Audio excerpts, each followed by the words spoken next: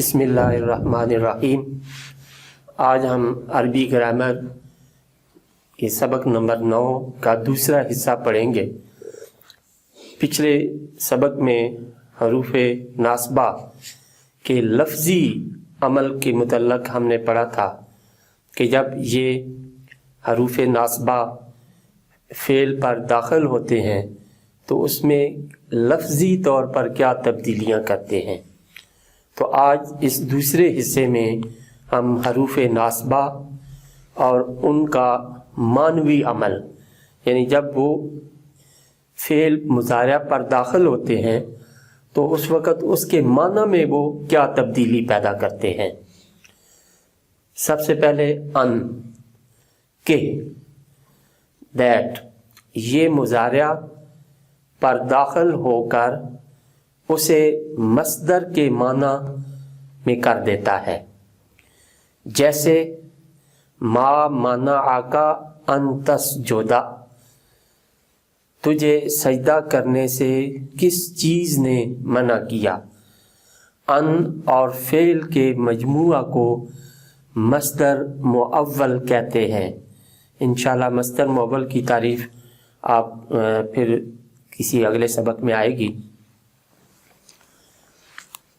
لن، ہرگز نہیں، شیل نیور، یہ مضارع پر داخل ہو کر تاکید نفی مستقبل، strong negation in the future کے معنی پیدا کرتا ہے، جیسے لن اکذب، میں ہرگز جھوٹ نہیں بولوں گا۔ اس کو نفی تاکید بلند کہتے ہیں۔ کہ، تاکہ، سو دیٹ، یہ سبب اور علت بیان کرنے کے لیے آتا ہے، جیسے سافرت کہ اتعلم، میں نے سفر کیا تاکہ علم حاصل کروں۔ تو یہاں کہ سبب اور علت بیان کر رہا ہے کہ اس نے سفر کیوں کیا۔ اذن، تب، دین، یہ جواب اور جزا کے لیے آتا ہے، جیسے اسلم اذن تدخل الجنت، اسلم مسلمان ہو جا، اذن تب، تدخل تو داخل ہو جائے گا، الجنت جنت میں۔